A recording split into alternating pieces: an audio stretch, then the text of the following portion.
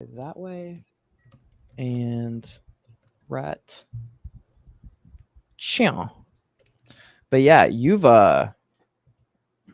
been busy. You did a live stream on your own. And you did a whole ask Q&A. A live stream. Yeah, that was awesome. That was my first ever. I know. Yeah, you were talking about it, and you were I just couldn't believe you went as long as you did, honestly. Like when I saw that the timestamp on it, I was like, holy shit, man, unleashed. Yeah, it's so funny because I was like, okay.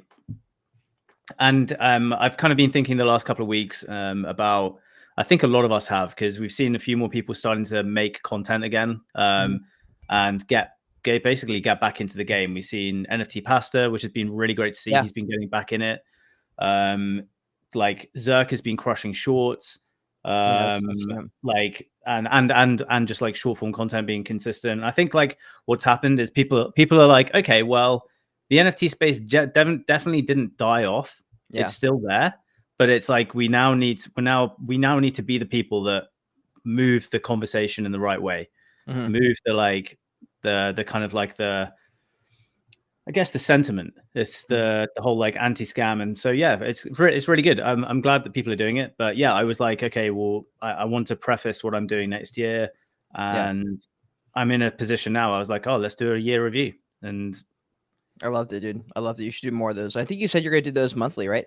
Yeah. So what part of like my content? Because the biggest thing really is the biggest challenge this year has been starting a business like 4 months ago, and trying to figure out like how to balance content creation alongside that business. And it's been really hard. It's been super hard. So I've like, I've just been thinking quite like specifically about like, okay, what is like realistic? Because I don't want to go into the year, because this is what happened is like, you go into the year and you're like, okay, I'm going to make a fucking 1,000 videos. Yeah. And you come in with like heavy motivation, and you have like all of this energy, and this is a classic thing that happens at the beginning of the year, and then a month later you fail. I'm just pulling up your video. It wouldn't work on the fucking computer for some reason, so I'm just gonna pull it up. Me. You'll know what we're talking about. So that's actually a clip of a vlog that no one can see apart from in that in what Cade's showing right now. So in the live stream, that's on the back end of my YouTube, on my unlisted, delisted videos, like my old vlogs and stuff. You basically just went through a bunch of stuff like on a Word document. You kind of just like went through everything. I really liked this style, so people kind of is it gonna focus? Come on, focus. It's right, so small. Yeah, so that's my my Notion app, and I was like, I'm just gonna write like as if it was a book, like all of the chapters, and then and it seemed to work quite well. It was like I didn't know how I was gonna do like synthesizing thoughts, because out of thin air, like I consider you like one of the world's best at it, and I think because I had gone through the I'd gone through the process of writing everything down before, and actually just giving it some thought. So yeah, my aim is to do that once a month, and basically not as long, but like what have I done this past month? What am I doing next month? Kind of thing. Yeah, and that's basically what I do on Tea Time here. Like now, I'm gonna share my screen real quick for people watching. By the way, welcome to Tea Time episode 44, fam. We appreciate you guys. Make sure you click the like button, subscribe to the channel, join the kingdom. Tom's stuff is down below in the description. If you want to check his stuff out, you definitely should. And Unorthodox, I believe, is probably somewhere in that link tree as well. But somewhere, yeah. Let's see. Actually, I want to move this tab out. Can I move this tab? Yes, I can. All right. Move this over here. Okay, so what's been going on in the Joyish Kingdom in the last week? So you guys were here last week for Tea Time. We did it here on the YouTube channel. Normally it's on Twitter Spaces, but my co-host for whatever it was, I think he just couldn't go or something like that. I don't even know. We didn't even do it on the same day, actually. I think we just missed it. Anyways, so in the Joyish Kingdom, we have the winter drop. It's finally live. We have the duffel bag and the shirts and the hat are still available. These are kind of like the core items. And then for the winter drop, for the feature items, we have the Joyish Champion crew neck, made by Champion. That's why this is Champion crew neck. Joyager Champion hoodie, also made by Champion. They're both baller. And then the Joyager's beanie. This is like literally everybody's favorite. This one is rightfully so, by the way. It's a fucking sick. It's a sicko piece of merch right here. This is the best. I wear this more often than pretty much anything else. In fact, the only reason I'm not wearing it right now is because I'll get too hot while I'm in the stream. That's literally the only reason I wear the hat. But other than that, like, I love this thing. So yeah, if you guys want to check it out, if you want to join the Joy Kingdom, this is the perfect way to support. And if you order now, pretty much unless you live in like Antarctica, you're gonna get your stuff before Christmas. So it's a great Christmas gift. You're gonna get this stuff anyway, these garments. So you might as well begin the Joy Age and support the Joy Age and go on your own journey of self-discovery. And can we just say how reasonably priced those things are? Dog, I don't make jack shit. I literally don't make jack shit from the clothes. It is 100% pretty much to spread the brand. Love it. Love it. I mean, well, actually, let me think. So, like, especially the duffel bag, like, I barely make anything on this because this is expensive to make. And then these are also expensive to make. I mean, I'm not sure exactly what the markups are, but I'm not making a whole lot from this. It's definitely, otherwise people just wouldn't be able to get it. Like, I can't sell the clothes for that much money at this point. Like, I just want to get into people's wardrobes first. So anyways, so since 13 days ago on Tea Time, we've had KSNS revealing the dark truths of the music industry and talk about flipping NFTs. He's definitely one of the more prolific NFT flippers I've met. He's pretty fucking good. And he's really, really good. So if you guys follow the music, NFTs, strategy, that was a great episode. This is the Alex Becker NFT bull run tweet that he made. And I was just kind of debriefing that whole thing and talking about what was going on, my thoughts in the future, and kind of what my plans were. And then we had Crypto Wendy on the YouTube channel yesterday. That was an amazing episode. She dropped she just had a bunch of mic drop moments. And she's a beast. And we had a great time. And I'm going on her show on the 16th, I believe. So if you guys want to check that out, she's streaming all the time. She's a fucking ridiculously consistent content creator. That's so cool. So cool. Yeah, how did you get to meet her? All right, here we go. So here's the bread and butter of what we're talking about today, because like this is a secret trick that I guess I jocked it. I don't know.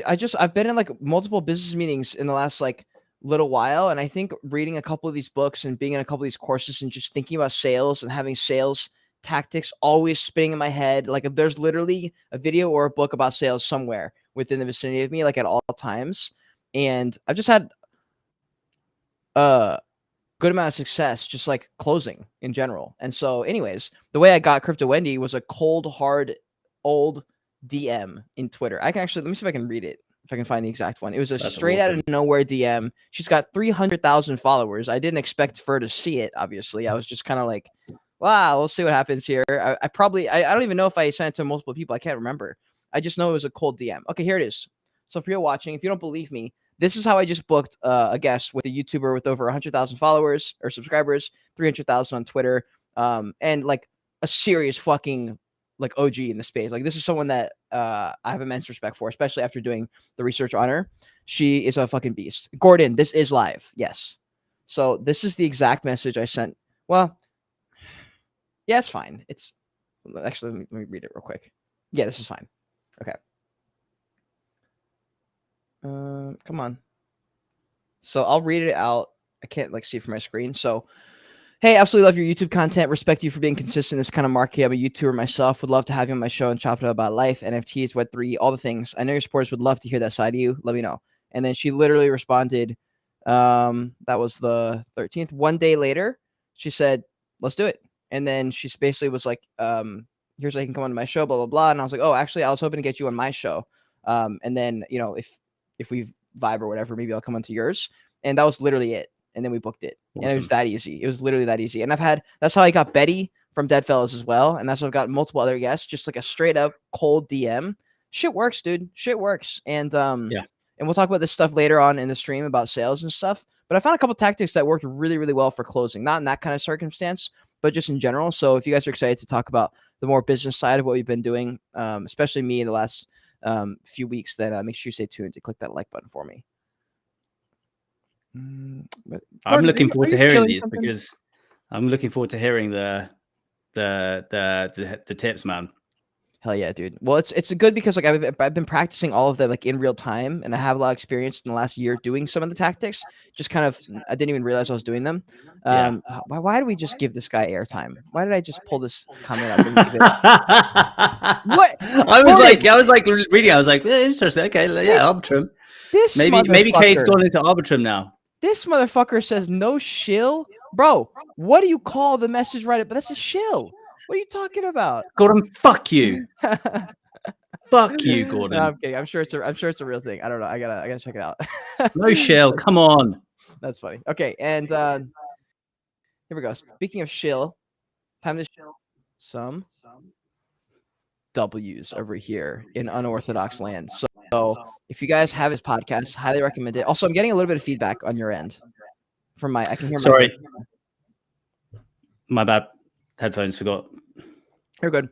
So Tom and the boys over at Unorthodox, well, actually just Cirque on this episode, but they interviewed Pio from the Nifty, who's a fucking character to say the very least. He's a very, very cool dude. It was awesome watching you guys interact live in a legitimate podcast setting. This bothered me a little bit, not gonna lie. This little height difference here that wasn't addressed in the episode, but it's totally cool. It's honestly, it's like the yeah. I was my fucking what's it called? My tripod is really stiff, so it's not easy for me to like just reach behind and like make it move. But yeah, I'm with you. Hell yeah, I'm usually quite on it. Think about this whole thing, dude. This is a sick episode. And I really enjoyed it. I left a comment. I especially enjoyed the fact that Zark and PO are just like staring at each other intently the whole episode because they're both pinned against each other or like basically looking at each other, and then you're on the other side of PO. Do you see it here? Yeah, I was like, again, that was one thing I was like, well, if I get my camera and point it that way, then it's like you're gonna see the fucking like shit side of my house. So it's like I was like, just fucked. I'm just gonna point it straight. That's funny. I was like, you can't win. Tell me about this. That's a pretty fucking big episode. He's probably one of the more relevant people in the space. And what's funny is at the end when you guys were like, how do you guys how can people find you? And he was like, well, honestly, like if you haven't heard about us, like the place is so small, blah blah blah. Which I thought was funny because it should be true. It's just not. Like I straight up have not heard of them until like within a couple months ago. I mean, I heard of them here and there, but I didn't know anything about them. Never watched a stream before. Didn't even know they were legit like that until literally the only time I really started following them was because the SBX thing with FTX. They were like went down there and like filmed some stuff, and I was like, oh, cool. And then I realized that their streams are getting like thousands of views live, like while they're live, and then they're selling out like in real life events. And I was like, holy fuck, like how did I not hear about these people? And like it's just not true, bro. Like it's a tiny world, but at the same time, there are so many different categories of people doing different shit that you will still be able to find new people every day. Like it's like they've literally been here the longer than I've been here. Yeah, it's I mean, for me, like this time last year, I was watching their stuff. So I was watching you, I was watching them, I was watching obviously like all the other people, Brett. I was watching all the main people who were doing content back then, because this was the week before I started making content on NFTs. Yeah. And I was watching them, and it was like I just loved that they had this just entertainment angle where they were just fucking just going at each other. And yeah, I love it. He's an amazing guy. We met him in London a few weeks ago. Legit I would consider him, for me, like one of the biggest people in the space that I kind of would love to have met. Again, it just happens to just through DMs, man. You just, again, it's like, it's just being fucking go, baby. Yeah, it's being strategic. It's making sure that you're in the right thing. You're replying to them in messages that this is a classic tactic, right? Like if you want to get to someone, just go and reply on all of their tweets or comment on their stuff. That's what I've been doing. I've been chirping at who the fuck have been chirping at? I chirped at Journey a little bit for a while, and I really think he just like doesn't. Is he dead? Is he still around? Motherfucker just like won't respond. I swear to God. Like, he's got so much money. He's got so much money. He does not need to respond. I'm telling you, I will get that podcast one day if it kills me. I swear to God, I will get that fucking podcast. I just don't get it, bro. Like what? It's like Is he? What does he do? Is he making content? Is he making content still? I don't know what Tony's doing, bro. He's just sitting there being rich, probably building a bunch of cool shit behind the scenes. He's gonna drop it one day out of nowhere. I don't know, man. I really have no idea about Journey Crypto. I just know he's lost a lot of I guess just in general, just influence overall in the space. And I think that's a bad play when you're a fan of a project. Like we're seeing basically Frank DeGods pick up DeGods by the balls and just do it himself by just existing. him just existing and interacting on Twitter is enough to pump the gods and keep them there. Like, he's literally a Gary Vee figure. And I was thinking about this the other day. I have no idea how he got there. Like, why is he there? Why does everyone love him so much to the point where he does a little live stream talking about whatever and he gets 17,000 viewers? I'm like, bro, that's not even small numbers in the real world. That's like real numbers right there. It's the cult of Solana. Like, the cult of Solana is really strong. He's like one of the OGs, so he's been around for a while. He had the most successful project on Solana. Like, it's like he's the equivalent of the Bored Ape Yacht Club founder on his own. And he's been anonymous the entire time. And okay, that's a good point. I forgot about that. I guess he's like kind of like laying out like a breadcrumb, like a little path, you know, where he just like slowly does a couple things that are basically bare minimum, but they're a huge deal in Web3, you know, and he just kind of like does that every couple weeks. He gets the game, dude. He gets the game. What did you think that he would look like he does? Bro. I'm what did you think? You thought he was going to be like some like frat house dude, right? Dude, I'm absolutely beyond disappointed, Frank. Like, you were not supposed to look like that, my guy. You led me on and you blue balled me. You blue balled me, Frank, and I'm fucking pissed about it. But it's fine because apparently you're like a super nice dude, is what I've heard. So like, I guess I can't knock you for it. He looks like a super nice cool, dude. Honestly, bro, like, most people are fucking nice, and sometimes I'll check myself because on Twitter it's easy to forget that, and you'll just see their responses on stuff, and you'll be like, God, they sound like a piece of shit. And then when you meet them, like 9 times out of 10, they're completely normal. And I'm sure even the top creators, some of the top creators are probably super normal. I was having this thought yesterday. So yesterday was a kind of crazy content day. So I interviewed like 15 people yesterday across like eight hours worth of like Twitter Spaces, live streams, and interviews, and it was an exhausting day. But we got to speak to like some of our best friends in the space who are still some of the most intelligent, thought-provoking key opinion leaders in NFTs, and they're just lovely people.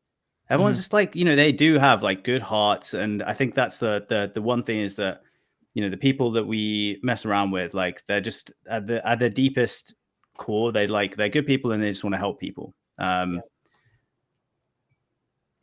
it's been amazing. Yesterday was amazing because like just getting to speak to just catching up with amazing, like, hadn't spoken to Nate in ages. Yeah. I was just wondering if I should move my mic. Wait, let me move my. Let me do my. Bro, I just fixed it. I just fixed it. What mine was no. Because look, no, my head was below yours. So it's chin level. My chin was down here. True. How's it looking now? Look good. What's up, TikTok fam? Run up the likes for me. I appreciate y'all. Gets this live out to more and more people. Okay. Let's jump into some of the things. We got a few things to talk about. You guys saw the thumbnail, but we got Elon in the news again with some crazy Elon. We have CoffeeZilla out here doing the Lord's work, and we have Apple blocking Coinbase. Those are like kind of the main topics that we're going to kind of spin off, and then we'll talk about some other things related to business. Nice. And then if you guys have any questions, drop in the chat. Here we go. We got coin market cap, Ethereum. Ain't doing a whole lot. Here's the 3-month chart. Just drawing attention to this. 3 months. This is the 3-month chart. Let's zoom into the 7-day. See what that looks like. I don't know, dude. I'm honestly not trading. I don't even know why I show this. Like, this is the last time I looked at this chart was 2 weeks ago with you. Yeah, and honestly, I just get sad because like every time we do it, we end up looking at the 1-year chart, and I'm like, oh. But it's totally fine. Totally fine. There's a ton of coins down. I heard Journey Crypto bought a huge bag of ADA Cardano, and really, that's when you know you have fuck you money. I'm just trying to figure it out because I'm like, so like, do you like for real believe in this shit? Like, should I be thinking about this too? Or at this point, bro, like all these coins that we looked at the height of the bull run last year, and we were looking at ADA thinking, man, we should have bought it 20 cents, 30 cents because it was at $2. And I'm like looking at these prices, I'm like, they're so cheap. And I'm not sure what to do. All I know is like for myself, and we'll talk about these marketplaces in a second. For myself, like I've been seeing so much of Alex and Layla Hormozi, and I've been so much in business mode that I've really just been only focusing on my skills and just like getting better at stuff like on the fly. Like when I'm doing business meetings or something that's practical, like how good am I at doing it? Am I getting any better? Are there any skills that I'm learning? And that's what I've been focusing more of my time and money on, and just have not really been buying stuff. I don't know. I really think that buying those courses or whatever you got to do to get the skills to get good at something, it makes you bulletproof. Yeah. So to be completely honest, like that's been me this entire year. Like I haven't traded because the money that I used to like trade NFTs, I just saw as tuition fees, and as well as like networking fees. So it was my cost to be able to build my network. But yeah, like the cold hard fucking truth is that neither me or you have the liquidity to make any sort of massive gains in the next like bull run. Like we're talking life-changing shit. The life-changing shit is working on ourselves and increasing our skill sets, broadening our skill sets, increasing our network, and then what I'm looking at the next macroeconomic downturn in 8 to 11 years time. And I'm aiming to have a lot of capital, which is what Journey Crypto, what fucking all of these guys, Elio Trades, all of these guys have got a big fucking fat fucking bag of cash waiting to deploy and become absolute Valhalla like gods. That's their aim, right? But every single message, every single video is like, oh, you know how much money they made in the last bull cycle. And it's like, they are just every time they're just like, dude, I just want to see some of their tax waiting for it. I want to see like a tax statement from some kind of like degen who made a good amount of money. I just want to see like what % they had to pay for taxes. I just feel like a lot of people are gonna get fucked, bro. Like I'm scared this year just because like I don't know what to expect. Like I took some strategic losses that I think would have offset anything. But then I think about the fact that I got paid in Ethereum all year. And I'm like, I don't think I'm getting out of anything. I feel like it's going to be a ton of money that I offer, that I have to pay. Just because, like, when you get paid in a crypto and you're cashing out crypto, you basically get taxed at the highest percentage, you know? And shit. I don't know. I mean, I can't comment on US tax laws, but like, yeah, I mean, that's part of the big push. Obviously, the people that are screaming like, we want decentralization and we think this is the best thing ever. It's like it's what Pio said last night on our live stream. It's like these are people that just don't want to pay taxes. There's like it's like the people who want to push the tech forward, and then there's the people that don't want to pay taxes, and the people that don't want to pay taxes hate regulation. It's true. It's true, bro. It's true. And Ted Hogan, yes, it is live. It is live. That's fucking funny. Yeah, I like the way he talked. He's pretty funny. He's a fucking great entertainer too. Just really oozing confidence. Yeah. I mean, they're definitely at their peak right now. Like or at least I don't know about their peak, but like they're crushing it right now, and you can tell he's just oozing with confidence. And it was good to watch that kind of thing. Like I love watching people when they're crushing it in real time as they're crushing it, like seeing how they move. You see, it's like, bro, that people move differently when they're winning. They move differently and they do things and shit just turns to gold. And it's cool watching that, and it helps. I think, in my opinion, it helps me at least. If you can not be insecure about it and think the whole time why it's happening to me, but you're just in strict observation mode, and you're like, how the fuck is this person doing it? And what do they got that I don't have? And what are the things they're working on? What are the things they're focusing on? What did they do 5 years ago that got them to this point? Things like that. That's what I've always done. I always look at people who are beating me, and I'm like, okay, like what do they got? And honestly, dude, NGMI and PO and their podcasts, they've been all crushing it. And I've been busy as fuck at it, just being behind and everything. And so I was like, well, fuck me, dude. I can't let this happen. And so we made sure that the Crypto Wendy podcast is coming on. We're going to try and finish 2022 off with a bang. And I don't know, it keeps me on my toes. I kind of like it. I feel like it's sort of in the YouTube podcast game. There's a bunch of big YouTube shows. Like we have the Full Send podcast, Impulsive. There's Joe Rogan. There's a bunch of big podcasters. And it's funny because like there's not that many big podcasts in Web3. And I'm like, oh, like it's kind of funny. We're all like battling for like those top spots and like for me, I just know that doesn't matter to be number one in this field. Like it's just Web3 world. You pretty much just need to be in the conversation and like have cool guests and things like that. Well, so that's exactly it. So, I mean, let's talk about my outlook on this because one of the challenges me and Cade were speaking about this just before we went live is that I'm kind of moving into next year with a much better understanding of what my capacity is when it comes to balancing building a business, building teams, hiring people, coming up with like dealing with clients and all that, and at the same time making content, creating content. And it's been a super big challenge in the last few months. But I feel like I've got a much clearer idea of like, okay, well, let's just be realistic. Don't set myself up for failure. Let's just be as realistic and do the absolute kind of like bare minimum, and just do it well, but do it consistently. Like, it's consistency for me is next year is going to be the absolute, like, that's going to be my word of the year. I couldn't believe it. When you said that in the video, I was like, wait, because I watched the whole thing, by the way, and I just couldn't believe you were like, I'm gonna focus on content and documenting. I was like, holy shit, this is it. And you know, it's funny, I did the same thing. And it actually came from that video. I made a separate TikTok, and it's not going to be at all associated with me. It's going to have my Instagram and YouTube linked just for the sake, in case I blow up. Like, it'd be nice to have those linked because they can find me there. But it's going to be totally separate. I'm not using any camera equipment. I'm not using any clips. It's strictly going to be iPhone, TikTok, like, just, you know, that kind of thing. And like utilizing TikTok the way it's supposed to be used. Exactly. And there's a bunch of content creators who do that. And it's going to be very specific. It's literally going to be sales and like my experience with sales and how I do it. Just because I'm like, when I was taking this course on copywriting and sales, and I realized that I already do most of these things and most of it was common sense to me. And then I realized that I'm not like pitching myself to these random startups about like selling cloths and stuff. Like, I'm in the Web3 space and I can just keep applying these tactics. Now that I'm aware of them, I can apply the tactics to this world that I'm already comfortable in and I have leverage in already. And I don't know, oh, Jesus Christ. All right, hold on. But just before that even happens again, I'm just going to reconnect it. All right, I'm switching over. Switching over to... there we go. Okay, beautiful. Okay, we're good. We're looking good. Yeah, we're looking okay. Let me swap this out real quick. Commercial break. Everyone go subscribe while we're doing this. Make sure you click the like, subscribe. Someone leave a comment telling Cade how good his hair is looking today. It's looking mighty fine.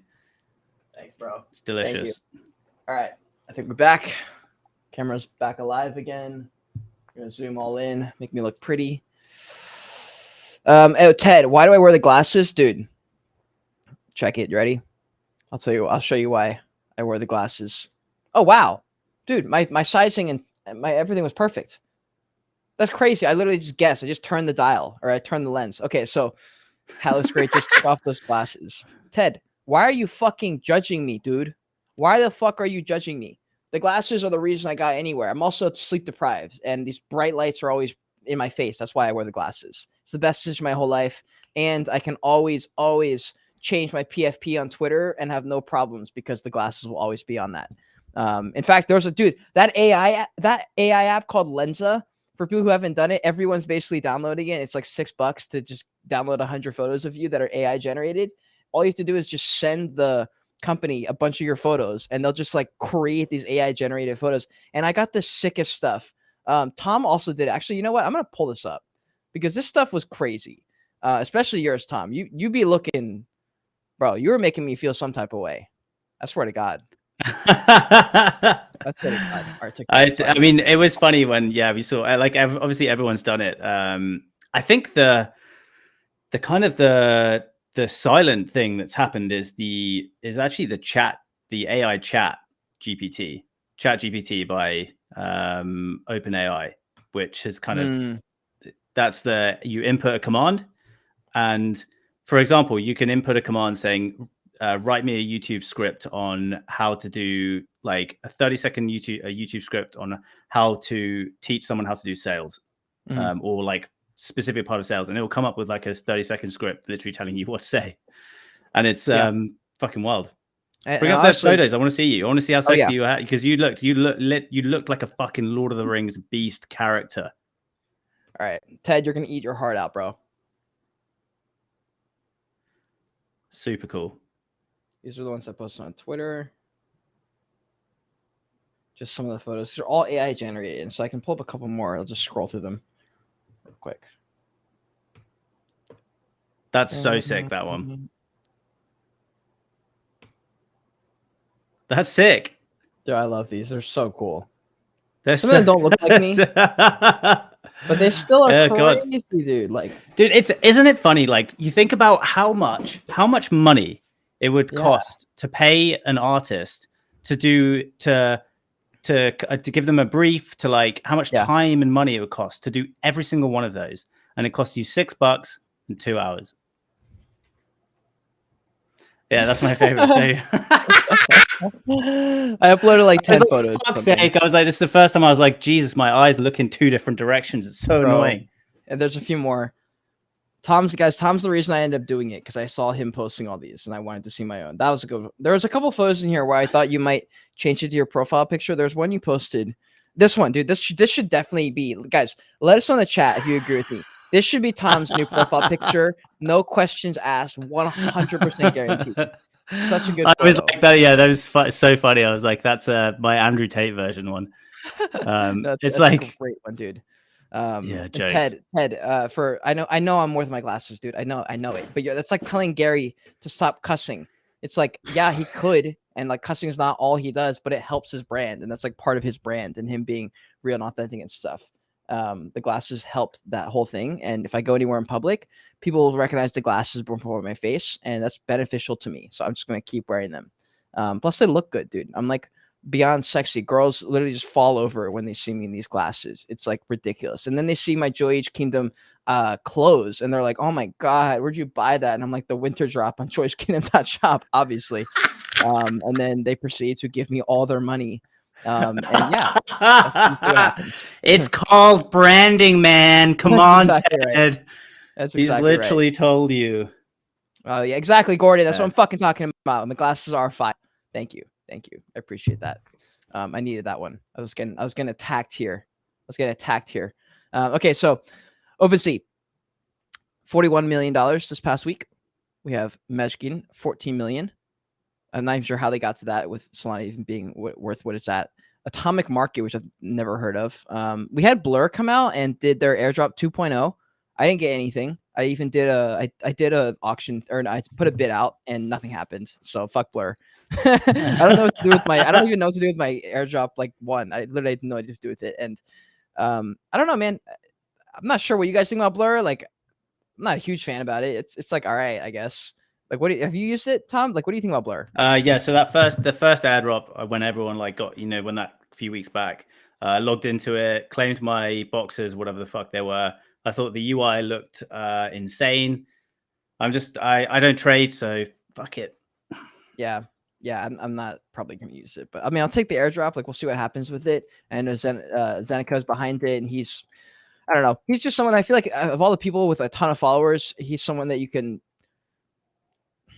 I don't want to say you can trust him, but of all the people, I feel like I would probably put him up there with people that I'd rather be run the project. At least from what I've seen with his podcast, where he's just kind of chilling, and then there's no kind of hidden agenda behind the podcast that he does with his co-host Jamie on their show. It's just two bored apes talking about NFTs. That's literally like with their show, and I feel like I've connected with him, or I've like watched his content in a way where I see him as a person, and I feel like he's a good person. I feel like he wouldn't screw over his people intentionally. So I feel like it'll probably be okay. I don't know if people will use it though. Like, it might be a good platform, but like getting users is fucking hard. I do think there are some people using it. I think there are, but again, like, I mean, so Pio said it on yesterday about the how many active traders there are, and keeping in mind like the Nifty Alpha, Nifty Portal, and their whole brand was based around trading, because they came from a stocks trading background and they went into NFT trading. And so if you listen to their daily shows, it's literally like, what are the hottest NFTs right now? Yeah. What movement has there been? Where is liquidity moving? Where does it look like it might be moving in the future? And he was like, dude, there's like fucking no one. It's like dust out there. It's like a few thousand people just like 500 active traders, or 5,000. Dude, yeah, when he was saying those numbers, I was like, wow. When he puts it like that, that's kind of funky to think about. Like, there's literally each other's exit liquidity. Yeah, I just saw just before this. I was having dinner and I saw an Andrew Tate clip talking about crypto, and he was like, "Yeah, these guys, it's just realized that it's just these people. You are in Telegram groups, and you're telling someone that like this is going to pop, and you're just they're your exit liquidity, and it's just like everyone's just basically like, who is the last person in the seat? Who's the last one holding the bag? Yeah, that's no bueno. That's just how it goes, guys. But that's the alpha on that kind of stuff. So in regards to other stuff, we have Mr. CoffeeZilla doing his due diligence as crypto's knight in black armor or whatever. He's been out here talking to Sam Bankman-Fried, and I still can't believe how many interviews this dude Sam Bankman-Fried has been able to go on when he literally should like be in a cell. Like I don't understand like how he's doing these interviews and why his lawyers let him speak on camera. It blows my fucking mind why he's allowed to speak on camera. I've never seen someone say less bullshit in an interview in my life. It's unreal, bro. He literally just contradicts himself over and over and over and over and over again, and then never answers any question. They'll be like, so did you know about this? And his answer is like, well, I don't really have all the numbers on it, and I had like 75 different departments on it, and I actually didn't have any tie with Alameda. They're like, no, but you signed off on it. Well, I know I signed off on it. It's like, well, that means you did know about it. Well, like you need to understand there's a bunch of moving parts, and it's just like, bro, oh my god, like I just don't understand what do you think is gonna happen here? Ted, I should interview Coffee. I would love to interview CoffeeZilla. I just don't think he will, but I would love to. You know what? Yeah, I'll shoot him a DM. We'll see what happens. Shoot him a DM because CoffeeZilla, in my opinion, I mean, obviously we all have favorites, but I think as a content creator, I think he's top 10 in like the YouTube game. I think like his content, his delivery, his entertainment factor, his topical speed, his consistency, it's fucking unbelievable. It's like unbelievable really how good he is. And he's just seemingly doing it for the right reasons, and he's extremely knowledgeable, well informed. He's like, do you know More Plates, More Dates, Derek from the fitness industry? Yeah. He's like that for crypto. He's like the guy who just comes in no bullshit, Like 100%. Like that is an amazing comparison. He's exactly like Derek. Because for me, Derek is also top 10 content creator. Like really good. The kind of like the production quality doesn't matter because his fucking knowledge and delivery and entertainment and stick factor is just like so fucking high. And so great content creators. I don't know what the fuck is happening with this shit. I just have it also, like you, makes no sense apart from there is a lot, some people trying to make this not turn into a criminal thing. No, it's just like I have a hard time thinking there's going to be anything that tops this might be actually the biggest thing that's ever happened in crypto. The only thing I can think of is just like another exchange going down that's also really big, that could potentially fight with this, but like I don't think people realize how big of a L that was just in general, and the fact that like so many real people with like celebrities, people who endorse it, like they're a public company in terms of like everyone knew them and just basically accepted they were like a Coinbase. And I still think that like FTX was probably in the running there. And if the Binance dude hadn't said anything, like they would have gotten away with it. Like they straight up would have gotten away with it for a long time. I mean, people just didn't think to look it up. They just didn't think to review their stuff, I guess, because they just got away with so much nonsense. When you look at it, just spend like 2 minutes researching, people find all these holes. And I'm like, bro, oh my God. Like it was so obvious, but like until we had the reason to look into it, we didn't. It's so scary because, let's remind people that it was 2019 when this fucking company launched. Yeah. 2019. And these guys got like $4 billion in funding. It was like, it makes you wonder because the problem is that it was FTX was all of a sudden considered, okay, this is the next crypto unicorn. So what that means is that all of the biggest institutional investors are like, well, sure, of course we'll toss some cash into that because if it's like a guaranteed dub, why wouldn't we? But then it leaves you, my thinking is that if everyone was doing that, if all the institutional investors, all their like A16Z fucking everyone, like Andreessen Horowitz, all of the biggest, everyone, all the venture capitalists that were like funding FTX, they're pushing money towards it. I think they were probably like, well, someone else is doing the due diligence, and someone else is testing, testing where the holes are, trying to figure out what's going on. And it was like one of these things where it was like, actually, in the end, it just turned out no one was doing it. Like it was just everyone trusted each other. And then at the end, it was like, oh, fuck. There was not only were there holes everywhere, there was like this gigantic fucking like hole that was basically the width of the boat and no one had seen it. And it's like, It was ugly, bro. Like really, really fucking bad. And you also, you want to know something that's kind of crazy? Let's see if it'll fix me. There we go. We're good. You're looking good. Guys, I don't know what's going on with my camera. I think I'm gonna have to get a new, like, I don't even know, like a cable that connects me to my computer. Like this one must be fucking up because it's done this twice now. So let me show you guys something. So you guys know how I just interviewed Crypto Wendy, right? So I was doing some research on her. And do you want to know? I can't find the video. Do you want to know? This is on YouTube, by the way. I just couldn't find it right now while I was looking for it. But Crypto Wendy, the girl I just interviewed, has an interview with Sam Bankman-Fried on her YouTube channel from 3 years ago. And you want to know what's even funnier is the motherfucker sounds exactly like how he sounds today. And like with all this context now, you watch and you're like, this fucking asshole. Like, are you kidding me? But she's got a full episode with him, dude. And like, they're just getting started. They just added in like shitcoin trading tools and stuff like that. And it was so funny hearing about like, this was the beginning, bro. That was literally their inception. Like they just gotten started. They were relatively tiny compared to everybody else. Like the fact that she could just reach out and get a podcast with him must mean that it was that level where you could pretty much DM anyone in the industry, you know? We look at it in hindsight, and I remember at the beginning of the year, and we've spoken about this before, how all of a sudden they're sponsoring every single YouTuber, everyone in finance, everyone in crypto is getting sponsored by FTX.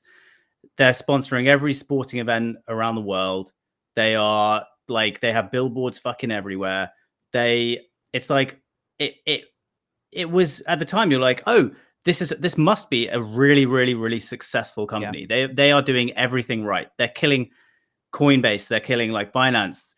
And to the point where I told you this, I think we said this a few weeks ago, like I was about 4 weeks ago about to tell my girlfriend's dad to open up an FTX account to take a rip on some XRP.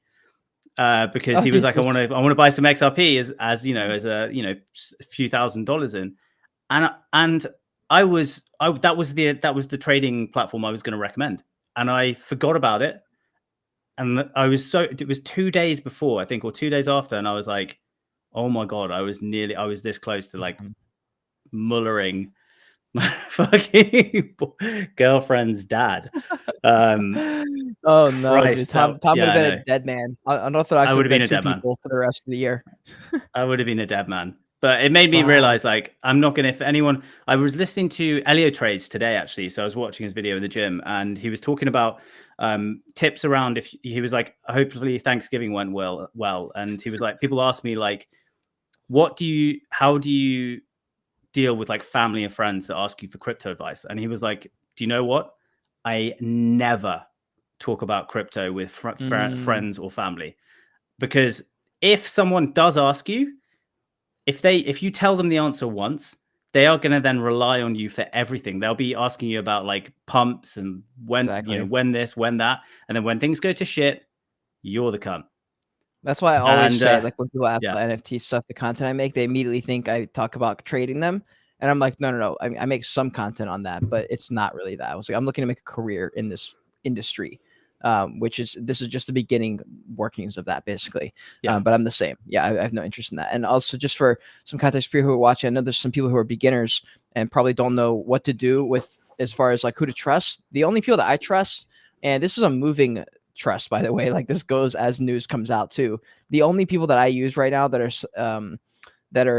have the potential to shut out my funds basically is Coinbase and Binance. And I hate using Binance, but I use it. I don't really like how I just don't think Binance is like app. I think it sucks. I just don't like it. I don't think it's very user friendly. And I hate that it takes a week to get your funds back in. I hate that if you buy a certain token or you operate a certain way in the app, it locks your money in for a week, which is like a safety protocol, but it's annoying as fuck. And it's happened a couple times to me on Binance. And Coinbase I trust, but I only trust either one. Again, this is the asterisk here. So first off, not financial advice, but I only use Coinbase and Binance if I know for a fact that crypto is going to stay in my wallet for less than 5 minutes. I'm literally just sending it to that account just to send it back to my bank. Otherwise, I keep no money there. If and when at some point when I start buying crypto again, it'll be on the ledger. Like that'll be the only place I buy. I literally just, it's not even worth not doing that anymore. Like there's a point where centralized exchanges were worth it. At this point, dude, you don't know who to trust. Like you literally can't trust the banks. You're like trying to choose between Chase Bank, Wells Fargo, and Bank of America. The problem is like none of them are actually, guaranteeing your money back and can do whatever they want. And it's like, okay, well, I can't use any of them, I guess. And you have to figure out another way, which leads us into the Ledger story. Have you heard about this? Did you see what Ledger came out with? I did. I think in bed or on the toilet this morning, I saw. But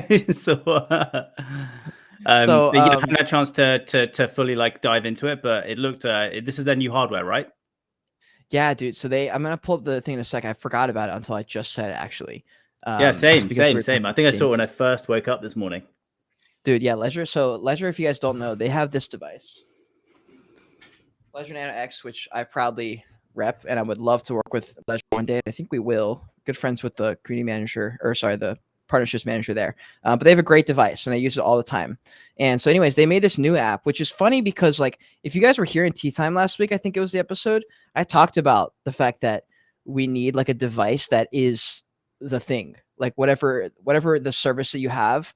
I thought that if Twitter is really going to make a phone or a Tesla phone like Elon Musk was thinking about making, then it would make sense if that phone like was Twitter.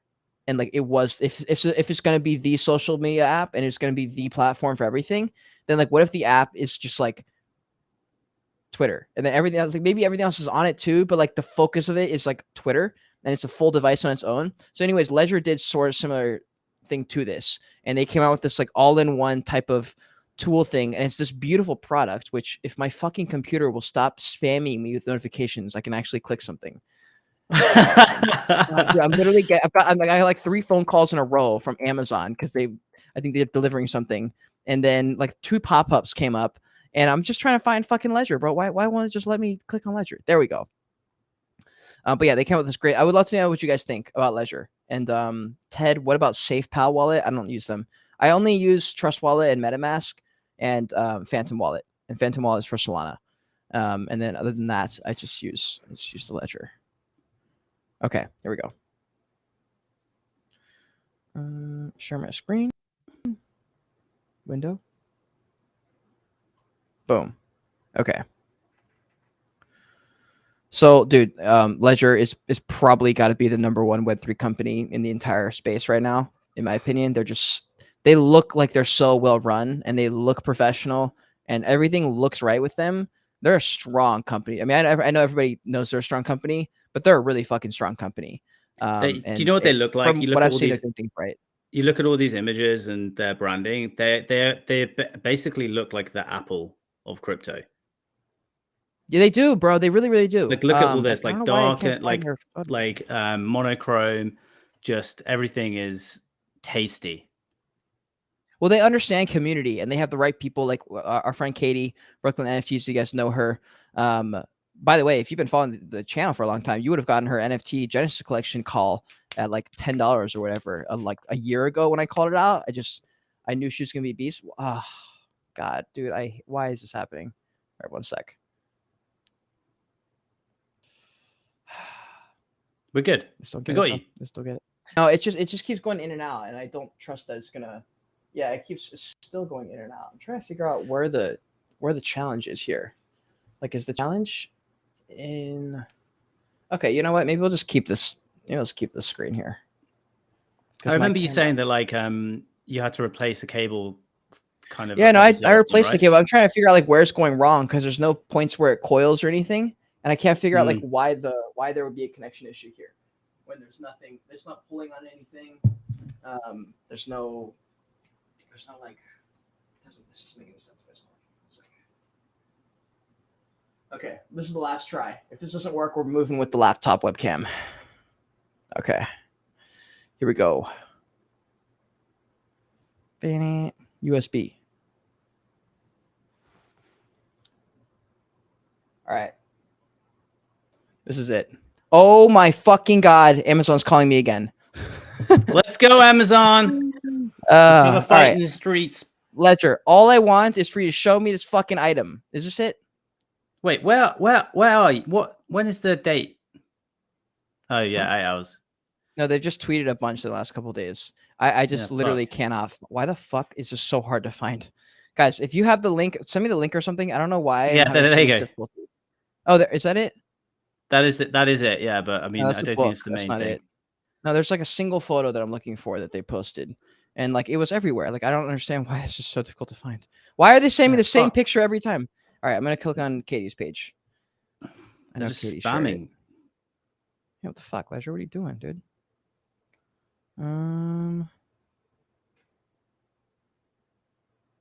Here it is. Here it is. Okay.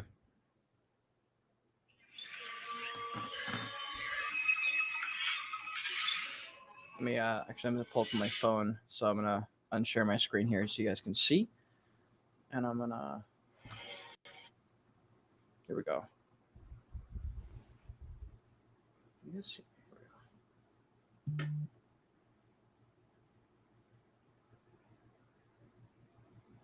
Come on. God damn it. All right.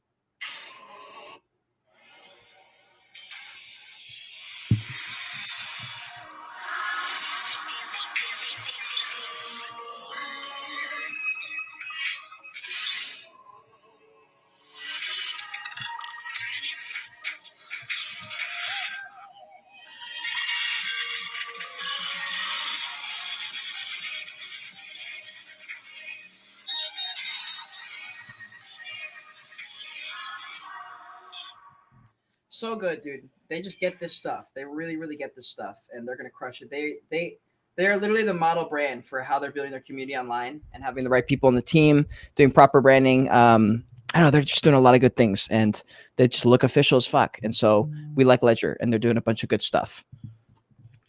I mean, yeah, super cool brand, distinct, looking good. Yeah, love it. Yeah, hell yeah. Shout out Ledger. Shout out Katie. You're crushing out there. They're out there in Paris right now doing a bunch of stuff for, I don't know exactly what they're doing actually. There's a bunch of people out there in France right now for some kind of event. I forget. I don't know why it's not coming to me.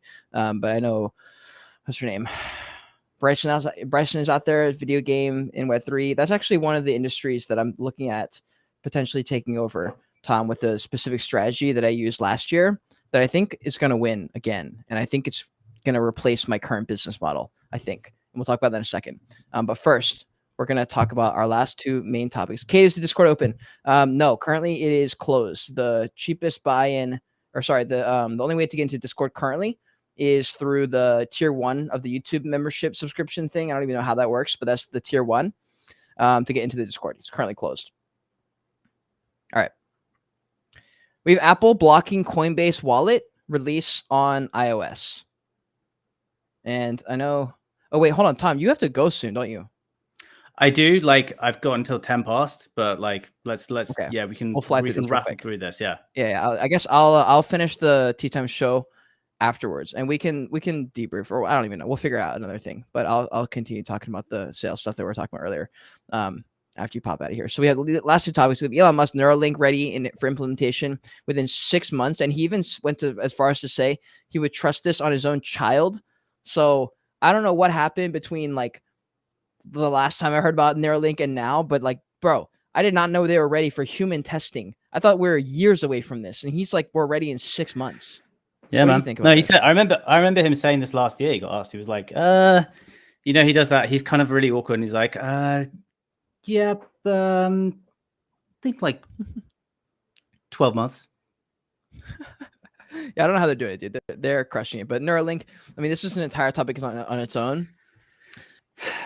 So I'm doing this is one of those moments where you're like, I was sitting watching TV just now earlier, and I was like, fuck, man. I was watching like the new Tesla. There was like a Tesla launch for the not the Cybertruck, but the big semi truck launch.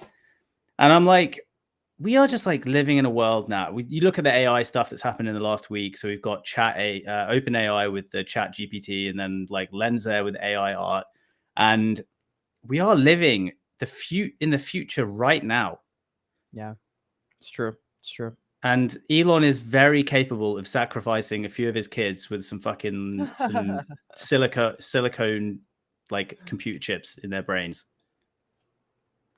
Dog, test the fortitude of the children.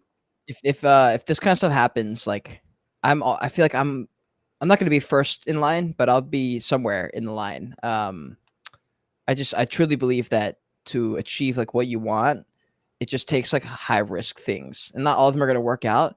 But this is wild, dude. Like Neuralink, that gives you connection to like everything at the snap of a finger. If you're able to like access the internet from your brain eventually and could just Google stuff on the fly immediately and just fact check stuff as you're going, that's crazy shit right there. That is crazy shit. I think we are a few years away, quite a few years away from that, but we are at, it is an amazing feat that we are able to harness like technology to be able to improve like the lives of people with really severe neurological diseases. Like that's what it's about. Yeah, for sure. So yeah, like incredible. Again, just another, all these people fudding Elon out. It's like, fuck you. just leave. Just yeah, I mean, go. it's more of a moral thing for a lot of people. They're like, should we do this? And like for those people, I'm like, look, dude, like I don't think it's a should question. Like they're all gonna happen. You're just like worried about who it's gonna be and when it's gonna be. They're all gonna happen, and someone else is just gonna do it. Like that's why Elon's doing it. He's like, I'd rather just be the guy running it than somebody else. Yeah, it's gonna come. Like it's to think innovation is not coming is silly. Innovation always comes, and it always will come, and it always comes because of humans. And we can't help it. We just do this stuff. This is what we do. We problem solve, and then we come up with more problems, and we solve more problems. Then we come up with more problems, and we do it again. And speaking of problems, Apple Wallet released on iOS. Oh wait, what were we gonna say? I was just gonna add to that. Like, where else would you rather be than at the constant forefront of innovation? Like, how fucking fun is your life permanently going to be if you're right at the front? Instead of being like, fuck this, fuck that, embrace it. Fucking be the first people to fuck with it, like we are. It's insane. It's exactly. 100%. Apple said fuck you and said we want 30% cut of every single transaction fee ever. And so like, that's crazy. I don't know why they thought this was going to work. And anyways, they thought they could just simply add this into their software somehow. That's like not a thing. At least it's not a thing currently. However, this is what Coinbase said. They said they blocked our release, our last release, until we disabled the feature in regards to sending NFTs on Coinbase Wallet. Apple's claim is that the gas fees required to send NFTs need to be paid through their in-app purchase system, so they can collect 30% of the gas fee, which is nutty. And so they weren't happy about it. Apparently, Apple also was talking about this with Twitter. So Apple just in general is just not quite sure where they want to fit here. Like, I just think that I'm not sure, dude. Like, there's a chance Apple here in the next few years is not as big as it was in the previously. Like, I saw a really interesting video about how people shamed you not for using Google. Like, if you use Bing or some other like search engine, people shamed you for it in the same way I shame people now for not having an iPhone. It's just like, you have to at this time. You can't be rocking an Android still. It's 2022. Get a fucking iPhone. Stop being weird. You know, like that's just like my perspective. Dude, did you ever have an Android? Have you ever had one? Of course I've had an Android. That's why I can talk shit. It's fucking terrible. I'm the same. I'm the same. But how long's it been? It's been years. It's been 6 years. Yeah, it's been a few years. I just know that they suck. I'm sorry, Apple can lick my balls. Respectfully, David says. You're right, dude. Like, I'm not saying that Apple's the right answer, but it's the only answer, and it's the easiest, and it makes your life more convenient, or at least mine. I honestly, it's funny because I used a MacBook. I switched to a MacBook in like 2011, I think, or maybe even before that. And I was like, why haven't I done this sooner? I mean, I used Macs at school and shit, but like my laptop, my personal laptop was always like a Sony, and it was actually really good. And then I just used Android until like 2016, and I was like, fuck. And then as soon as I got an iPhone and it connected to my MacBook and I could AirDrop shit, and I was like, what? So nice. My dad did it after years. He works on Silicon Valley, so he's like ultra nerd. He's like definitely one of those people that you're like, yeah, you definitely have an Android. And he's super normal though. And I was like, you know what, bro? Like, I'm sorry, like you just don't seem like someone with an Android. And I was like, eventually you're gonna come to the dark side. And a few weeks ago, he texted me from an iPhone and was like, I love this shit. Yeah, it's funny, man. It's I don't know. Like I always in my head, I was always like, I like to play it in my head, being like, I know, I'd look at I'd look at Marcus Brownlee's all his review videos, and he'd be talking about how Samsung hardware is basically like stolen by Apple. Like Apple steal it from Samsung, so therefore Samsung's always like a generation ahead, so it's always better. And I would always be out. I would go out with my friends with my fucking like top of the range Samsung Galaxy, whatever bullshit, and I would take photos. and I'd be like, I know I'm taking better photos than you because of the hardware. And then I'd hold my fucking phone up to the photos that they were taking on their phone and their iPhones, and mine was shit. And I was just like, what? I was like, why are we being told that these are better? Like everyone's iPhone. I was like, the iPhone photos are so much fucking better. So yeah, I switched. So much better. So much better. I don't know what it is. Yeah, just so much better. But anyway, anyway, that's my rant. Don't be an Android gimp. Yeah, that's and also for anyone listening, look, if you have an Android, it's fine. I'm just telling you, your life will be better when you get an Apple. It's just better. For now, we'll see what happens. But anyways, Tom, dude, thanks for coming here. I know you're busy as fuck. You got Unorthodox and you have Ojo de Dios doing their thing. So good luck on that shit. I assume that's what you're doing, right? Yeah, so we've got Ojo de Dios stuff. I'm just making a bunch of clips, like doing some content. To be honest, yeah, it's 8 o'clock here and I've got a lot of work to do. I've also we're doing a full strategy day of planning for Unorthodox tomorrow, and I've got to prep a bunch of stuff for that. So yeah, really cool stuff, and I'll share it with you guys in a couple of weeks, week before Christmas. Right on, guys. Make sure you follow Tom on all his stuff. I have his link tree down below in the description. Find his Twitter, find his YouTube. He's going hard in 2023, so make sure you're subscribed. He's gonna crush. All going hard, bro. The thing is, you're gonna hit 2023 with a few videos, and like very soon you'll be able to hit your 10K. That'll be a little bit of wind behind your sail, you know. And I think you're gonna fly into 2023. It's gonna be lit. Yeah, dude, like that is the plan. Gonna fly. I've got like a long list of videos that I want to create, and it's basically I'm gonna have a week off for the first week. I'm having a week off next week for the first time since February.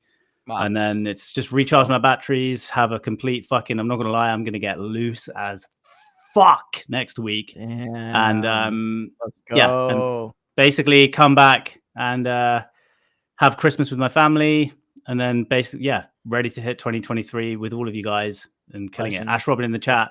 Ash is going to be one of them. You're coming with us, brother. Do you want to replace Tom? Actually, Tom's about to pop out. If you want to pop come in, come on, Ash. Ash, if you want to go in, just say yes. If you do, I'll send you the restream link. Just send it. Just send it. Just DM him. DM him the link. Okay. Yeah, peace, guys. Bye, Tom. Everyone say bye to Tom. Tom's heading out. Ash, I'm gonna DM you the link real quick. 1 sec. If you want to, you can. Let's see. All right. Okay, Ash, I just DM'd you the thing on Twitter. Working family. Oh shit. I'm background content, he says. All right, well, in that case, don't send anyone that link because it's a private link. But anyways, guys, so for the rest of the thing, we lightly talked on Neuralink, and I've shared my thoughts on Neuralink on, I believe, TikTok, mainly with the idea of Neuralink, or maybe I talked about it on a live stream. Neuralink makes me excited. Like, I know it's scary, and every time I make any content about AI, I get pretty much the same comments, and there's something along the lines of like, what about this? What about that? What about this danger? What about that danger? Have you thought about this? And I'm like, of course I've thought about all these things. But like, there's always those kind of risks with anything that's different and innovative. We literally don't know what could happen. So because of that, it's ultra dangerous. Like, when you think of AI, you're like, well, what if it takes over the world? It's like, yeah, or like, what if it changes the world in the most positive way ever, and we move forward hundreds of years in the future because we leaned into the technology? Like, that's the risk. The trade-off is that it's ultra high risky. And the hard part of the trade-off is like, it's not technically necessary. So people panic and they're like, do I really need to do this? Like, is this a move? You know, when people think about opening up and like how Elon Musk wants to do and like travel to different planets and stuff, he's like, why don't we fix our planet first? And that's fine for you to think. This is just what Elon Musk wants to do. Elon's the one with the, he signed the checks. He's providing the manpower. He's providing the brand. He's providing the following. He's providing everything. And he's the one who's doing it. It's like his endeavor. And so he's going to do it with that he's going to do. And like, people who are mad at him, if Elon Musk died like tomorrow, like someone else would just take his place. Like someone else would just do it. We'd have a few weeks of people being like, oh, and then we'd look for someone to fill the void. Someone would like build that brand up again. And like someone else would do it, bro. Like, innovation follows innovation, and innovation always innovates because humans innovate. It's what we do. So as far as Neuralink, I'll probably do it, to be honest. Like, if I had the choice, in the same respect of like, would I go with aliens if they told me that they would tell me the inner workings of the world, but I couldn't come back to Earth or something? I'm like, yeah, I probably would have to do that. I feel like there's certain things where you got to put like humanity ahead of you or something like that. But Neuralink, I mean, obviously it's scary. Like, it's not like I'm going in thinking that everything's going to be fine and dandy. I know there'll be massive side effects and there will be things that go wrong, and it's scary as fuck. But like we literally only live this one life. Like there's literally just this one life. And oh my God, this is literally the 4th time Amazon's called me. I'm literally, man, I kind of, you know what? Actually, let me answer this call. I'm going to give you guys a 30-second ad. I'll be right back. I'm going to give you 30-second little thing here. I'm going to answer this phone call.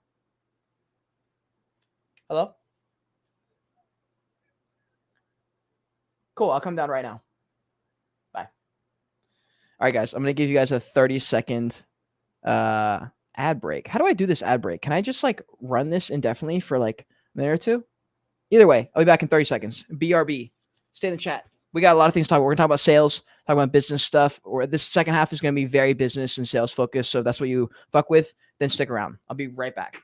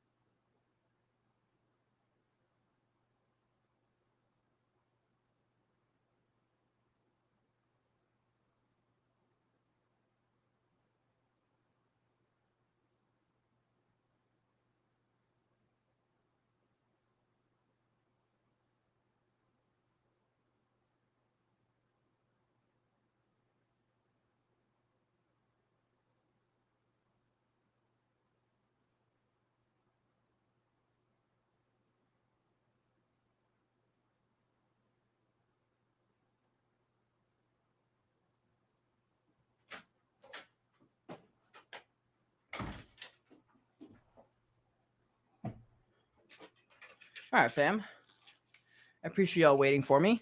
Got a little package in the mail.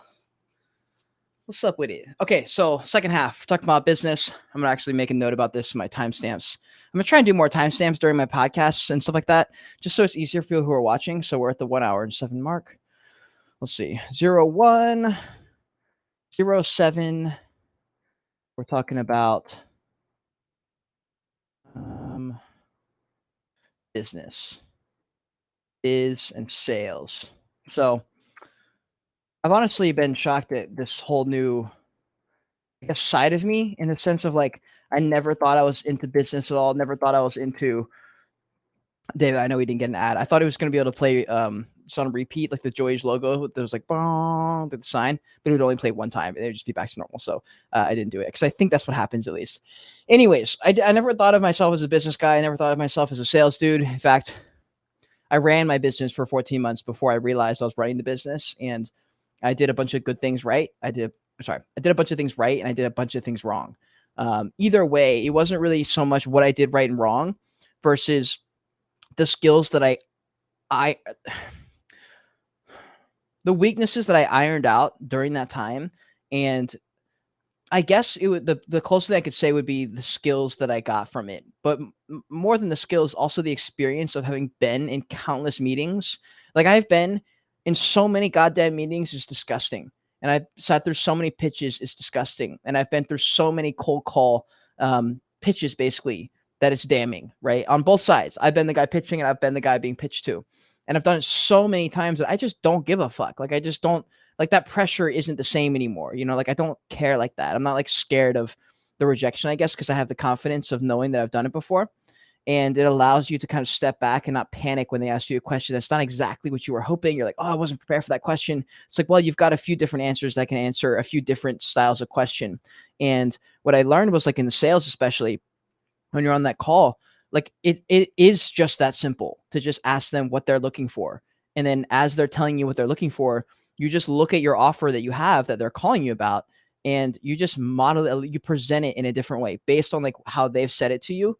You offer the same benefit, the same sale, the same service, whatever product you're selling, whatever it is. It's the same product. You're just going to change the way you talk about it a little bit because it needs to make perfect sense for what they're asking for, right? If they're focused on certain things, then you need to highlight those things as the main core benefits, even though those might not be personally your opinion. The same, like it might not be your personal opinion that those are the most important traits of your service or brand, But if that's what they care about, then you need to make sure that you talk about that a lot, because that's what they care about. Right. And then, so anyways, if you're at a point where they're like semi-interested, this is something that really helps me out in the sales world, that I've used a few different times and have a pretty strong success rate. Like the other day, I said on a live stream that's probably like 60%. I feel like it's probably higher actually, because it's really hard to say no to a good deal. You know, it's really, really hard to say no to a good deal. And if you can say that, you know, but wait, there's more, that kind of thing, like you see on TV, there's a reason people do that. And like those same ads been running for 20 years. They literally work and they're crazy. They're so effective. So anyways, I was at a point in a few different meetings where I'm like, okay, like we're at this point where I've explained the service. They are aware of it. They're kind of ready to move forward. They like everything. It's just a little expensive, right? They're like, yeah, like, I don't know about spending this much money, especially if they've never worked with me before. And they're a little bit hesitant on spending money just because my services are a bit higher ticket. And they just are like, look, I don't know if I can spend that much money. Like, I don't know if it's going to like work or whatever. And so one tactic that's been so highly effective has been like, okay, I understand. I hear you. I feel you. And I know we haven't worked together.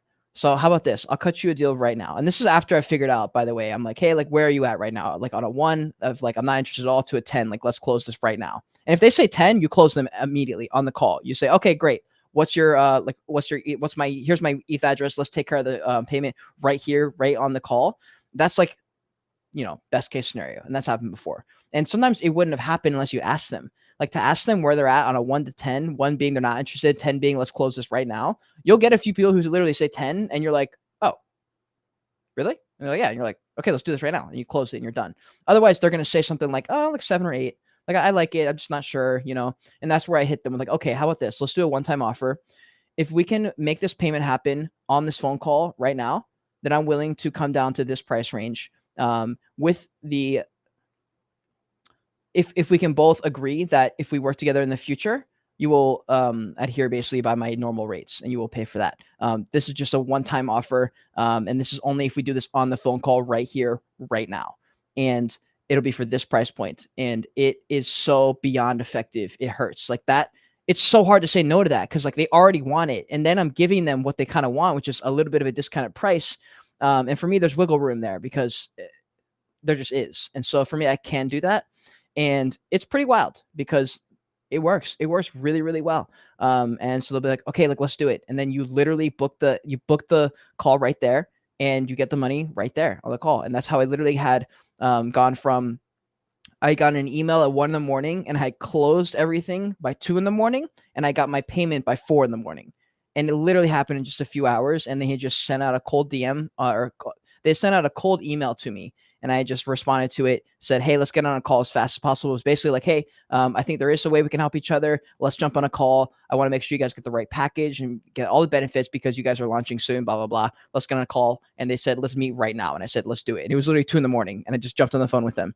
And that's how it happened, dude. And like we closed them right there. And like that's sales. And the thing is, like, I would have done some of those things, those same tactics, just subconsciously. But after I read some books on sales, I'm watching a lot of videos on it. I'm listening to podcasts with salespeople, copywriters. I'm trying to learn. So like for people who want to get into business, and actually, no, if you want to have a skill that pays you a lot of money, just watch podcasts of people who are doing that job and just pick up little tidbits from them. Just pick up little nuances they say, things they talk about, their perspective on certain things, their perspective as they walk through deals. When people ask them questions about certain scenarios, like understand where they're coming from and you'll be able to start thinking that way, right? Like I didn't think about sales in that way until I started reading about it. And then it came to light and then it became easier to do those things because I was like aware of them. And dude, copywriting and sales are without a doubt the highest paying return as far as a skill. Like you can make money basically immediately if you have those skills down pat. And in my opinion, sales is the same as copywriting. Sales, in my opinion, is video format. Copywriting is sales text format, right? Like if you get an email from Target saying, hey, 15% off discount only this Friday, that's copyright sales. That's like texting, all text sales. Same thing though. And if you get a video ad, in my opinion, that's like sales and marketing right there. And I do both, right? And I'm not as good of a writer. Like I can do writing. I understand the same concepts, just because I'm aware of how funnels work and I'm aware how it works with my business and the way it's affected my business. And I thought I did a lot of work with Ugaverse, if you guys remember back in the day, for like 6 months. So I helped out a lot in the branding department. I like to think that I'm one of the reasons that their brand is still strong today. And they crushed it. And so there's a lot of things I can take from it. And there's probably in the same way I did, I'm sure there's a lot of things that you guys like low key have a lot of information on already. You just don't think you do. And I think with that little bit of extra oomph to go and learn something, spend a little bit of coin on a course and just like get some skin in the game and just like complete the course for real and do it and figure out like what you can actually take from that's going to help you. And then move on, find new people to listen to, watch them, pick up their mindsets and stuff like that. And it's been beyond effective, dude. And it's been really fun for me because it sets me in a place mentally where I'm like, I think the reason Alex Hormozi and Layla Hormozi always talk about stacking skills is because it puts your mental peace at a place where it couldn't be without having these skills. Because when you do have the skills in your brain and you know how to do these things that are going to make you money, the game changes. You're not stressed about if you're going to make it because you are. It's just about if you decide to take action. And that's a different kind of mentality to be in. And it's a very, very, it's a very useful place to be. And it's a very good position to be in because it allows you that flexibility and it allows you like a moment's notice to go make a decision and do something cool. And you have the tools that are going to take you there basically. And if you have those skills, you're set, that no matter what the market does, your skills are still there. And a lot of times if you pick like a sales job or sales or copywriting as the skill, there will always be something to sell, on some level in every industry, always, dude. Like, and the thing is, like, you can't tell me that's not true. Like, I've been doing brutally honest reviews of NFT projects as a main source of income for 15 months. And like, I still do it. I have yet to have a net negative month in 16 months now. I have yet to have in 16 consecutive months. I've never had a net negative month in my business ever. Right? Like, that's wild to me. In this kind of we've been in a bear market for literally like a year. Holy shit. It's December. We've literally, like 10 months basically. Like when did the crash? Like March or something? Holy moly. Like almost a year of bear market. And I've still been making money every month from that business. And it's wild because it just shows that you can basically make demand. You can make demand. If you offer something that's going to help them, you can make that demand. And if you can sell it in the right way and you can position it and you can let them know, hey, here's the things where you're lacking. Here's where I fix that basically. Here's what makes your life easier. And you basically just bombard them with all these things that are so, so valuable to them.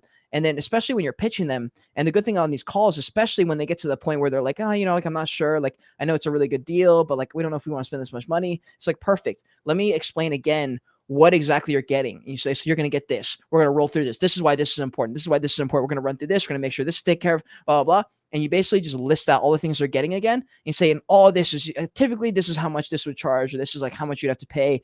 This is what agencies are charging. I'm not an agency. You're not going to be a number to me. You're like a real client, but I'm also not like a one-man show where I don't know anything. Like, I'm a perfect in between. And you position that offer and you re-pitch them the offer basically without them knowing. And then you say, okay, is there anything that's going to get you from where you were at before to a 10? And sometimes they'll literally say, you know what? I'm ready to go. I like that. I'm good to go. And you'll close them.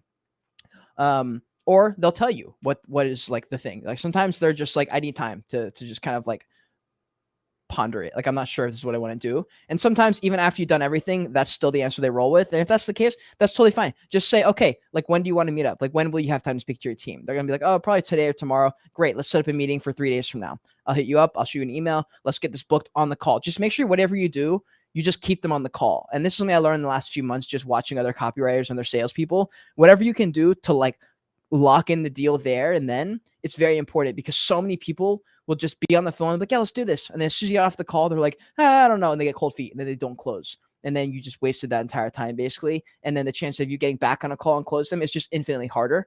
And so that's what I've seen there. And that's probably the whole bit I have there on the business and sales side. That's the main things I wanted to hit on, just because I think that would really help you.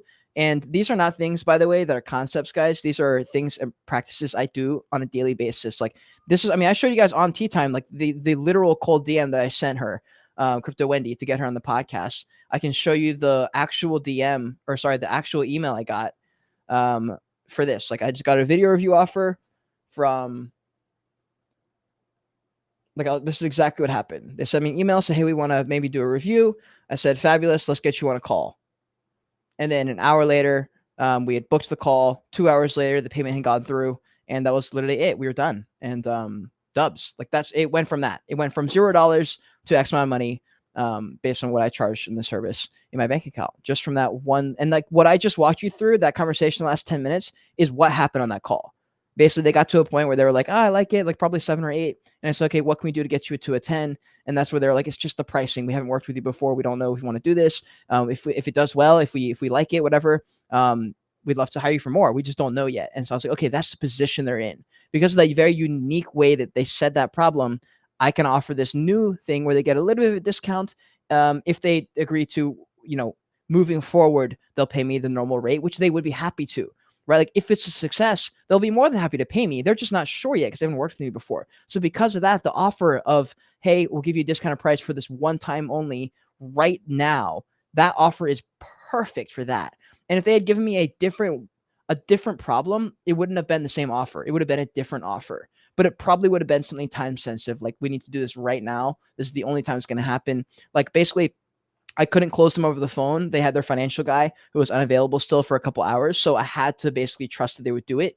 I basically got as much information and as much things that would tie them to me as possible. I made sure to set up the WhatsApp group chat. I made sure to, become friends with their contacts or whatever. And I made sure to do everything where it was like, okay, we're in this. All we had to do is lock it in, versus like, okay, like, let's follow up later. And then they forget about it. No, I made sure to get them in the group chat. I said, hey, while we're on the call, send me a message. I want to make sure I can see this message. I'm going to send the information here. I'm going to send my ETH address here in the group chat while I have you on the phone. That way they're not like going to back out of it. And it was beautiful, dude. Like, when I got off that phone, I was like, let's fucking go. Let's fucking go. And I don't know. I now understand when people like Alex Hormozy, who are crushing in the game, talk about it from a gamification aspect of like, I'm playing the game of business. And now that I'm sort of getting it a little bit, and I guess I'm more seeing the future, or like seeing like a broad macro lens of my life with these skills and applying these skills in the next couple of years even. And just knowing, where I was at a year ago and where I'm at today. And I'm just fucking blown away by all the people here in Web3, and especially me, just because I obviously have the most information and context on me because it's me. I just can't believe how much has happened, and the opportunities and the people I've connected with, and the skills that I've learned that are going to continue stacking. And like, dude, literally the amount of just stuff I've picked up in the last year, I literally can't believe it. Like, you think about every year and you're like, man, I learned so much. But like, it's been documented, and like, I can go back a year and figure out exactly what I was doing a year ago and what we were doing a year ago, what we were worried about, what I was worried about. It's very powerful. It's really powerful. And anyways, we're going to bring this episode of Tea Time to a close here in a second. I just want to say thank you for being here. The interview with myself is coming. I think I said that. It is coming. It will be out before the end of the month. Absolutely. Just because I know that I'm leaving in a couple weeks to go back to Colorado to see my parents for Christmas. I want to get it out beforehand. I'm likely just going to do it live, just so I don't have to worry about editing during the podcast, and I'll probably just clip it up afterwards. But anyways, guys, make sure you click that like button for me, subscribe to the channel, join the kingdom. I did make a separate TikTok for sales and business advice specifically. If you guys want to find it, it's the same as my normal TikTok, just add a period in between Cade and Bergman. So it's Cade.Bergman with an extra N on the end. So CADE.BERGMAN. That's the TikTok. It's going to be in real life examples and stuff like that. Like, as I'm doing my sales journey, as I'm going through it, that's where I'm going to be talking about it. Because it's good business for me. I'm going to get clients from just that content. And that's just a different angle of me. And it's not specifically Web3 focus. And I'm already posting so much on that Web3 account, the NFT account, which is my main account. I just don't feel like doing both. And so I'm just going to have a separate account for it. And I'm not going to be using any podcast clips or anything. Like, that one's strictly going to be just iPhone stuff. I've seen a couple different content creators who inspired me to do it. And I feel like I know the things to do it right. And I think I can grow that channel. And I think it'll be really helpful for me. I think it'll be really really lucrative for me. And then we didn't talk about this on Tea Time yet. And this will be something I talk about in the interview with myself. But one of the industry niches I'm going to be taking over is the Web3 gaming space. And not in the way you think. It's not going to be by me getting thousands of viewers in my live streams. That's really hard to do. There's just no interest. The games aren't that cool yet. And people don't care. what I can do is do something very similar to my brutally honest reviews, a very similar business model to my brutally honest reviews, really, and very, very much using the same tactics and strategies I use for my podcast clips to network with the Web3 gaming companies. And the reason I'm doing this, guys, this is some real alpha for you. This is not some bullshit NFT alpha about a stupid whitelist that's not going to make you money. This is real life business alpha. Where are the VCs in Web3? I'll tell you, because I have people who work in these companies and they work with these companies and they literally know. It's in the Web3 gaming space. And this is news to me. Like, as in this week, kind of, this is news to me. I just learned this and I didn't know. I mean, I figured some games were VC funded, but when I found out the majority of the Web3 companies that are being invested in from venture capitalists, it's the games. And what a beautiful opportunity. There's no competition. Name one Web3 streamer. Go. Bryson, that's literally it. Like, that's literally it. I can't think of a single other person who like streams games or makes streaming content. So anyways, what can I do? Can I just make standard streaming content? No. The fuck would I do that for? That's not why you come here. You come here for the alpha. All right. You come here to watch my channel. You understand that I'm a content creation demon. That will always be at my core what I am. I'm a demon. And I just learned the business world. So I'm now a business demon. So when you mix those two together, you get something beautiful. And I'm gonna let you take this information and do with it what you're gonna do, because I'm still gonna win. We can win together. In fact, I don't really care how it happens. I just know I'm gonna win. Making content and just literally splitting the screen in half. Like for TikTok, for example, you have the phone, right? Like this. Splitting this up in half, and basically this half being the game footage, this half being me, and I'm going to do review stuff. I'm going to talk about the game. I'm going to talk about mechanics of the game, talk about why this game does this, why this does that, and essentially make content for these companies that they need. And like some of the clips are going to be more reaction focused. Some of the content's going to be more like podcast clips. Like, what if I did a podcast with the founder and the podcast clip was on the top of the screen, and then the bottom half of the screen was like literally their game being streamed. And like that's the thing, they can pick and choose the content that goes on the screen, on the stream part. Like, you could have a really important podcast clip that you want to make sure people see, and like add in the most epic, 10 seconds or 20 seconds of game footage that you have, and like make a fucking lot of that content and just get a bunch of people to see it. And I was like, wow, you can remake that content really easily and just say like, hey, send me 10 clips, or maybe you stream the game for a day or for a few hours, get a bunch of the clips. And then you go in and you say, okay, what kind of content could potentially be valuable to them? What kind of content would they want to be sending out to their community? And just sit down in front of the camera and record for 20 minutes and just talk about stuff. And then go in your editing and just find a bunch of clips and just stitch them together. And you will have money. You will have people reaching out and saying, we want you to do this for us. We have, like, when you're VC, guys, you can charge more is what I'm saying. Like, because they're VC, you can charge more and they will have no problem forking over a few $1,000s. Like, that's the thing. When you hear people saying, I locked in a client at $3,000, $4,000, $5,000, $10,000 a month, it's because they have a bunch of money. Let me give you something, a little news flash that you already know. NFT projects ain't got that kind of money right now. Or if they do, they're keeping it close to their chest and they're not spending it on content, which is unbelievable. The fact that these companies aren't spending money on content is literally like disrespectful, in my opinion. It's unbelievable. Like, how could you not at this point? It boggles my mind. The companies that are doing it right are incorporating some level of video marketing, right? And so I'm going to be doing this same strategy for a lot of different things. Like, if there's a company I want to work with, I'm going to make a lot of content about them, and I'm going to figure out ways to make it interesting for them. Like, if they were the ones posting it on their account, what would that video need to be? What would they need to have in that video where they would say, we want this on our main page? In fact, we will pay Cade so that we can license it out, and we want to run ads on this video. It's that good. It's that helpful to our brand. It's this informative. It really highlights this part of our new product. What is it that I can do for that?